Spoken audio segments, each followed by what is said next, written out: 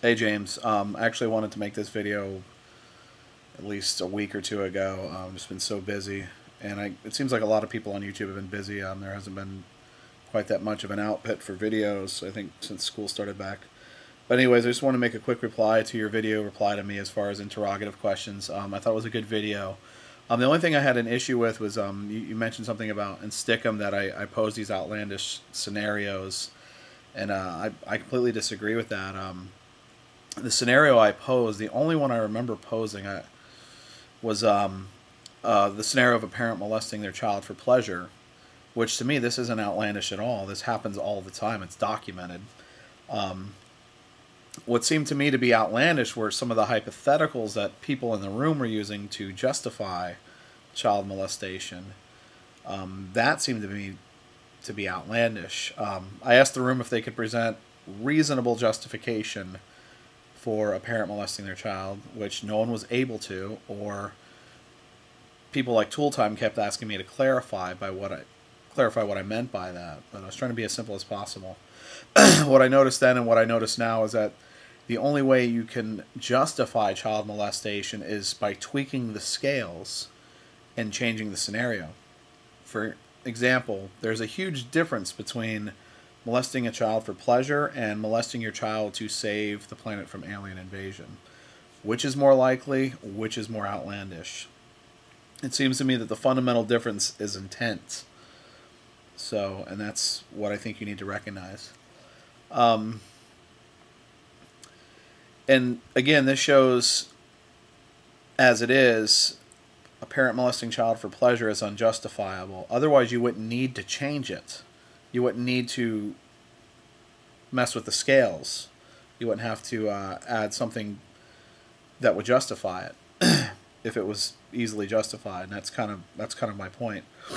And what I notice is that shortly after, in your video response to me of addressing the molestation, you look for something easier to deal with. Lying and killing, for instance, as far as blurring the morality on these things. And I don't deny that. I don't deny that in certain instances lying and killing can be justified. The thing I notice is that you present sound, rational arguments for lying and killing in these other scenarios you make in your video. But that's what I'm saying. I'm saying that for some things there is no rational, sound argument or a case to be made, such as molesting your child for pleasure. I have yet to hear a good, rational justification for this, or a reasonable justification. In a way, it seems like you're watering down my scenario as if my scenario is equal to the gray scenarios of how lying and killing may be seen as morally right. Again, I don't argue that lying and killing in certain real-life situations can be justified. And I never say that all of morality is absolute or that we can only make a limited amount of judgment calls. What I do say is that there are other things, like child molestation and some other things I'm sure you can imagine, that are really, really wrong and cannot be justified. The usual rule of thumb I use for subjective morality is that subjective morality typically can be argued both for and against.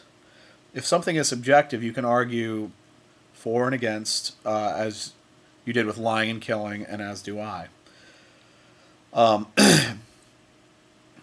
But to say that all of morality is subjective or potentially justifiable is false, and I believe that you tread on irrational territory. You can't look at a pocket of morality and say that all of morality is like this particular pocket that we see. For instance, there is a difference between stealing bubblegum and murdering your mother. There is a difference between killing a suicide bomber and molesting your children. Not all of morality is the same, nor can it be equally justifiable and arguable. The question we must ask ourselves is, what reasons do we have to do what we did? I can say that I lied about Jews hiding in my basement in order to save their lives. This would be completely justified. I provide good reason, good justification for this immoral deed. This seems to be a no-brainer. I can say that I killed or murdered Hitler because he was mass murdering innocent Jews and was bent on destroying our country in war in the process. again, I can provide a good, rational, sound reason for why I killed Hitler. Now, when it comes to someone defending the fact that they molested their children for pleasure, if I asked them why they did it, they might respond with something like this: I felt like it. It felt good. I wanted to. They are my kids. I am part of an alien race where this is allowed. The question is are any of these good rational reasons to do such a thing? Would you believe any of these if they were told to you? And that to me is why some morality, in order to be justified, borders on the irrational. That's why it takes a skewed dogma and an irrational worldview before you can go out and commit genocide, for instance. That's what happened in Rwanda. It wasn't a rational worldview that brought that about. This is why I say that some things cannot be justified. There are some things in which no case can be made, and that's what I'm saying. You can't take child molestation and bring it down to lying or killing, which arguments can be made both for and against. But child molestation for pleasure, I have yet to hear an argument made for that. And I suspect you would agree with that. Let's see.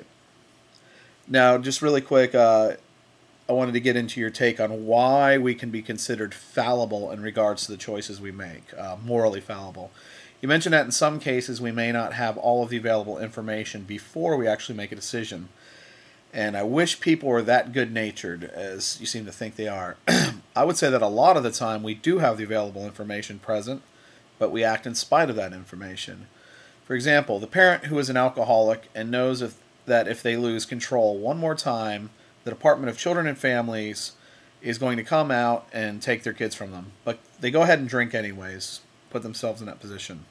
Another example, the husband with a family of 4 who continues to cheat on his wife, knowing full well the position of risk he puts his wife in and his children. He knows that this could blow up in his face. Or how about the investment banker who knowingly puts people in financial risk in order to make a quick buck through a Ponzi scheme? Do you think these people don't have the sufficient available information before they make these decisions? I think not. Or I think they do. And I want to get in your survival scenario really quick. Let me first say that what I was saying in regards to that verse is that as an act of love, there is nothing greater than giving your life for someone, purely as an act of love, if the situation calls for it. I am not saying that it's morally right or wise to do that in each and every situation. That's what I wanted you to understand. And you brought up this scenario, this survival scenario, in order to illustrate your point. But let me twist your scenario around a little bit. Imagine that everything in the scenario you brought up is just as you described. You have the group of friends, and you have the guy with the best survival skills. Now let's say that they all realize that mountain lions are closing in on them. But someone else in the group, not the guy with the survival skills, but just another friend of theirs who is with the party, knowing that the group has a better chance of surviving with the guy who has the skills, stays to fend off the mountain lions by himself and dies in the process on behalf of his friends, on behalf of the whole. Would you say that he performed the ultimate act of love or not? And you mentioned something about you don't see how thoughts can be morally fallible, but merely actions. I'm not sure how the same criteria used to deem an action morally fallible cannot also be used to say that a thought is morally fallible, especially since actions are first dependent on thoughts. If Jeffrey Dahmer spent a week thinking and planning about how to capture, murder, and dispose of a potential victim before he actually carries it out, how could you say that his actions alone were morally fallible and his thoughts weren't? And I don't understand that. But anyways, just want to throw my thoughts in. Thanks for the video, homie. It's always a pleasure. Thank you, sir.